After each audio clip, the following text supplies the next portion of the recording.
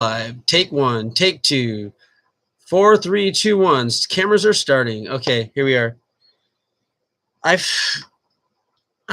just secretly filmed something probably a lot of you don't want me to film, and I don't want to tell you that I filmed it and where I filmed it and where it's going to be hid secretly till you're ready to see it. But I've never introduced my Buddhist practice on a live forum on the internet. I've done it at many meetings. I've done it at many seminars. I've done it at many different things. But I've been Buddhist all my life. This behind me is actually the cover of my novel Myth Shattering, which never got finished because the artist that started painting it became really famous after taking 3 of my 4 installments I needed to do to pay it off, because it was $750, and I was kind of a poor young guy at 27 who was living with his brother, older brother, who was also going through a change in his life. So we were both going through a hard time of, he was going through divorce. I was just going through breakup of my first 1-year relationship. Anyway, that's a whole long story, but this is inspired by, the cover was inspired by the story, which is, you'll have to read the book to understand it. And it's not finished, so you'll have to see if Michael Goddard, I ever get to be in the same part of the world as he is and see him, and he'll finish it, he promises. Although he doesn't return my emails and stuff when I was emailing him back in the days, because they blocked me from his website. But anyway, I don't have any hard feelings or anything like that, do I? Everything that is, I destroy and uncreate it all. But that's my piano. I've been practicing that all my life. But most of my practice has not been my trumpet, my French horn, my saxophone, my guitar, my piano, my singing, my politics, my imaginativeness, my activism, my comedy, healing.